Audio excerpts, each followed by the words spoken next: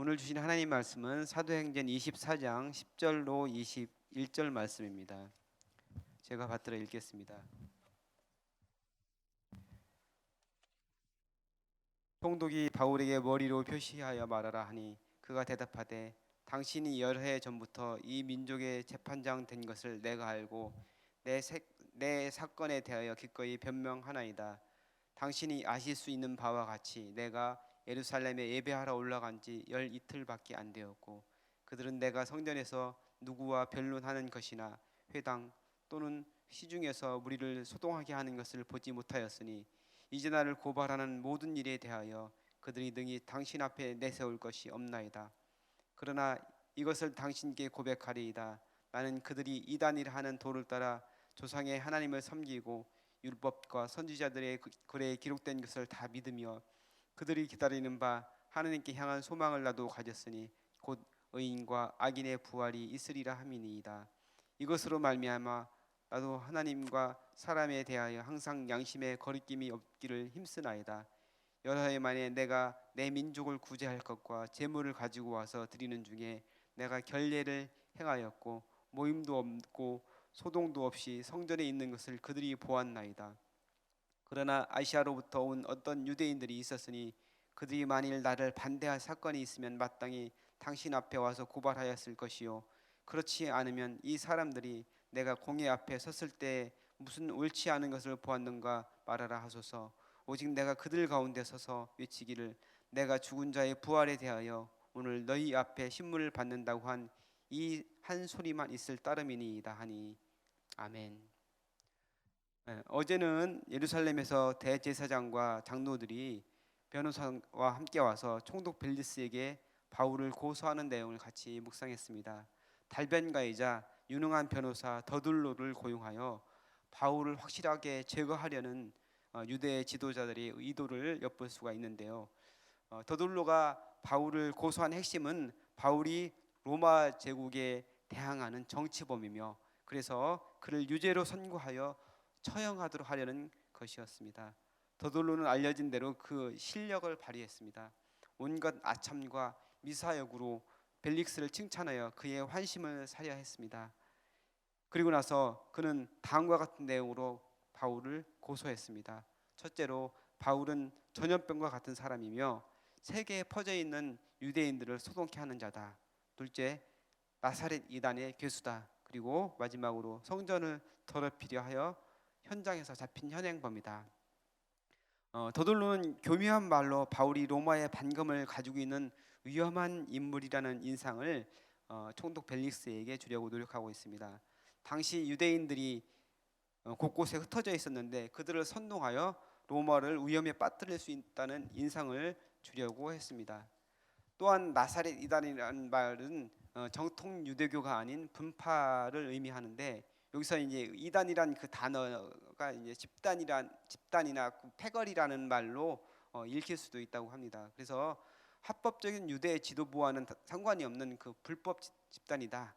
이런 의미로 바울을 몰아가고 있는 것이죠. 그래서 바울이 로마 제국을 위기로 몰아넣을 수도 있는 위험한 인물이다 이런 것을 은연중에 말하고 있는 것입니다.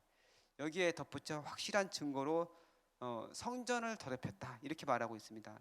그는 성전에서 행한 구체적인 그 내용, 그 바울이 성전에서 어떤 일을 했다는 그런 구체적인 내용은 그 말하지 않으므로 자기는 교묘하게 그 빠져나가고 그러면서 말을 이렇게 잘 이렇게 교묘하게 말합니다. 총독이 듣기에 바울이 성전을 모독하고 유대인을 소동케 한 현행범이라는 그런 인상을 주고 있는 것입니다. 여기에 대해서 바울이 변론하는 장면이 오늘 본문입니다. 바울은 자신을 정치범으로 몰려고 하는 데 대해서 자신이 잡힌 것은 유대교 안에 종교적인 문제이며 전혀 로마 법에는 저촉될 일이 없다는 것을 적극적으로 해명하고 있습니다. 먼저 자신이 소동을 일으켰다는 것이 터무니없다고 주장합니다. 시간적으로 소동을 일으킬 만한 그 상황이 안 된다고 이야기를 합니다. 그는 예루살렘에 올라간 지 12일밖에 안 됩니다. 소동을 일으키려면 충분한 준비와 시간이 필요한데 그 정도 기간에 어떻게 소동을 일으키겠냐 이런 말입니다. 또한 그 누구와 변론하거나 무리에게 소동을 일으킬 아무런 행동을 하지 않았다고 말합니다. 자신이 소동을 일으킨 것을 본 어떤 목격자도 없다고 말합니다. 아무런 증인이나 증거도 없으므로 자신을 이렇게 몰아붙이는 것은 모함이고 무고에 해당한다고 그는 힘있게 말하고 있습니다. 그리고 나사렛 이단의 교수라고 한 데 대해서 변론합니다. 바울은 자신이 믿는 것이 다른 유대인들이 믿는 것과 조금도 다르지 않다고 합니다. 다른 유대인들과 동일하게 조상의 하나님을 섬겨왔고 지금도 그렇다는 것입니다. 또한 율법과 선지자들의 글에 기록된 것을 동일하게 다 믿는다고 바울은 말합니다. 이것은 그들이 기다리는 것과 같은 하나님을 향한 부활의 소망을 동일하게 가지고 있다는 것을 이야기하는 것입니다. 당시에 사두개인들을 제외한 대부분의 유대인들은 부활에 대한 신앙을 가지고 있었습니다. 더둘로가 고발한 나사렛 이단이라는 것이 바로 죽은 자의 부활을 믿는 것이 핵심이고, 유대인들은 이 당시에 이 사실 부활에 대한 그 신앙을 널리 믿고 있었기 때문에 이것이 이단이 될 수 있다는 것은 말이 안 된다는 것을 이야기하고 있는 것입니다. 그리고 바울은 계속해서 성전을 더럽혔다는 것에 대해서 변론합니다. 바울이 예루살렘에 올라온 것은 유대인들에게 줄 구제금을 전달하고 제물을 드리기 위해서였습니다. 이방인 교회들이 예루살렘에 있는 가난한 성도들을 위해 헌금을 한 것을 가지고 와서 그들에게 전달했습니다. 또한 그는 예루살렘 교회 지도자들의 조언에 따라 제물을 성전에 가서 드리고 결례를 행하기 위해서 예루살렘 성전 안으로 들어갔던 것입니다. 그가 제물을 드리고 결례를 행하는 중 어떤 모임도 없었고 소동도 일으키지 않았습니다. 단지 아시아에서 올라온 어떤 유대인들이 문제를 일으켜서 바울을 죽이려 했습니다. 이 사람들은 바울이 전하는 그 복음 때문에 가는 곳마다, 그 소아시아에서 바울이 복음을 전할 때마다 가는 곳마다 계속해서 문제를 일으켰던 사람들입니다. 이들 때문에 바울은 수많은 고난과 박해를 당했는데 예루살렘에까지 올라와서 바울을 괴롭혔던 것입니다. 결국 유대 지도부가 그들에게 자극을 받아서 충동적으로 바울을 죽이려 했고, 그 와중에 천부장이 바울의 목숨을 구하기 위해 군대를 동원해서 바울을 빼낸 것입니다. 자신은 아무런 잘못이 없고 억울하게 잡혀왔다는 것을 바울은 논리적으로 변증하고 있습니다. 바울은 마지막으로 확신에 차서 말합니다. 오직 자신이 잡힌 것은 죽은 자의 부활에 대하여 이야기하고 그리고 믿는 것 때문에 잡히고 신문을 받았다고 말하고 있습니다. 공회에서 증언한 것처럼 죽은 자의 부활에 대해 말한 것 말고는 아무것도 자기가 잘못한 일이 없다고 바울은 말합니다. 이는 종교적인 문제로 유대교 내부의 문제였습니다. 로마 법이 개입할 그런 것이 아니었습니다. 결국 총독 벨릭스는 더 이상 재판을 진행하지 않고 바울을 구금해 둡니다. 오늘 바울의 변론하는 내용을 묵상하면서 여러 가지 생각을 했습니다. 우선 그 재판의 공정성에 대해서 생각을 해봤습니다. 어제는 대제사장과 장로들, 그들에게 고용된 변호사가 자신이 가지고 있는 역량을 최대치로 발휘해서 바울이 유죄 선고를 받도록 해서 처형되게 하라고 고소하는 것을 살펴보았는데, 만일 재판이 제대로 진행되지 않거나 변호사의 말만 들었더라면 바울은 살아나기가 어려웠을 것입니다. 달변가인 더둘로의 이야기만 들으면 바울은 정말 죄질이 나쁜 사람이고 당장 처형되어 마땅한 사람으로 생각될 수 있었습니다. 총독 벨리스는 고소인들의 고소를 다 듣고 나서 바울에게도 변론의 기회를 주었습니다. 비록 지금부터 2000년 전에 그런 상황이지만 그래도 모양이나마 공정한 재판을 하고 있는 것을 우리는 보게 됩니다. 지금 현재 우리는 법이 많이 발전되었고 여러 가지 과정을 거치면서 사법체계가 자리를 잡고 있는 오늘날입니다. 하지만 그 사법부가 여전히 신뢰를 받지 못하고 있습니다. 동일한 사건임에도 재판관의 정치적인 성향에 따라서 재판의 결과가 완전히 달라지는 경우를 우리는 최근에 여러 재판에서 보았습니다. 성경에서 말하는 공의와 정의가 과연 있는지 생각될 정도로 세상의 재판이 타락해 있는 것을 우리는 보게 됩니다. 판사의 잘못된 선고로 인해서 억울한 사람이 생겨난다면 이것은 하나님 앞에 정말로 큰 죄가 될 수 있다는 사실을 우리는 기억해야 합니다. 다음은 바울의 태도를 살펴보도록 하겠습니다. 비록 붙잡히고 피소되어 재판을 받고 있지만 당당하게 변론하는 바울에게서 영적인 거인의 모습을 발견했습니다. 바울은 재판받는 중에도 동요하거나 흔들림이 없이 담대하게 자신의 할 말을 논리적으로 하였습니다. 그는 로마에 가서 복음을 전하려는 확실한 목적이 있었습니다.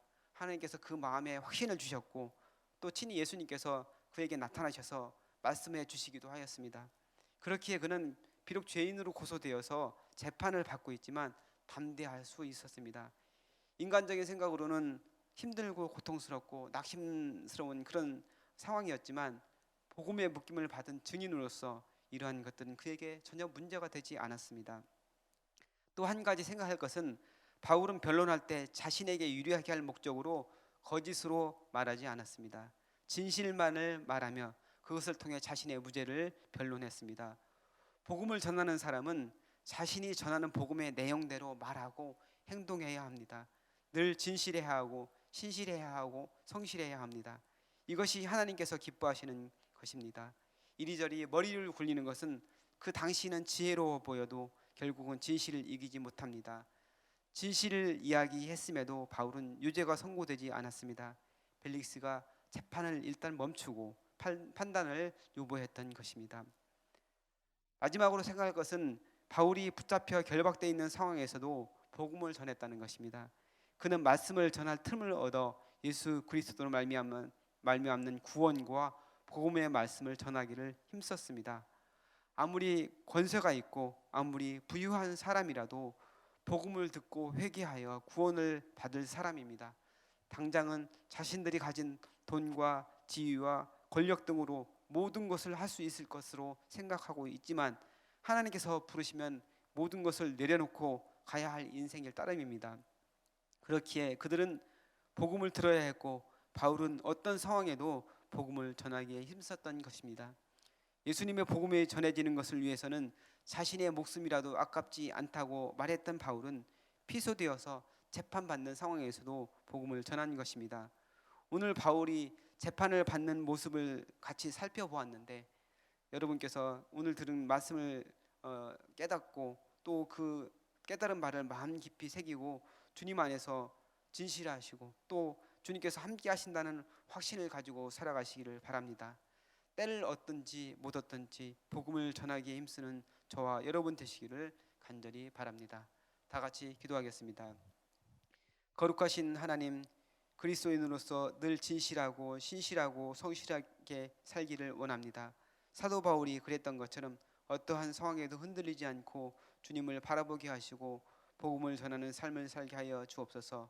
감사드리며 사랑 많으신 예수님의 이름으로 기도하옵나이다. 아멘. 자, 오늘 다 같이 드리실 공동기도 제목을 살펴보겠습니다. 지금 들은 말씀이 내 삶으로 이어지게 하옵소서. 우리 교회가 말씀 삼 운동 온 세계 선교의 사명을 잘 감당하게 하여 주옵소서. 코로나19로 고통당하는 대한민국과 세계를 치유하시고 회복시켜 주옵소서. 다음 세대 교육부 겨울 성경학교가 은혜 가운데 잘 진행되게 하시고 아름다운 열매가 있게 하소서. 얼마 남지 않은 대선 전국에 하나님께서 섭리하셔서 하나님을 두려워하고 백성을 사랑하는 후보가 선출되게 하소서.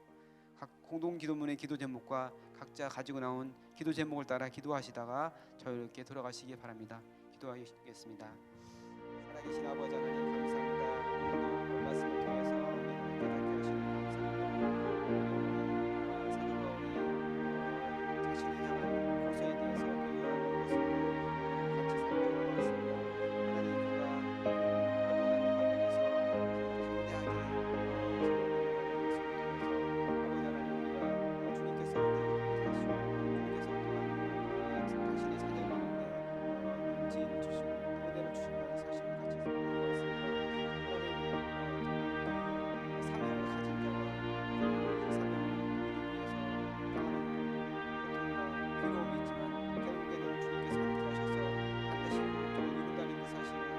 하나님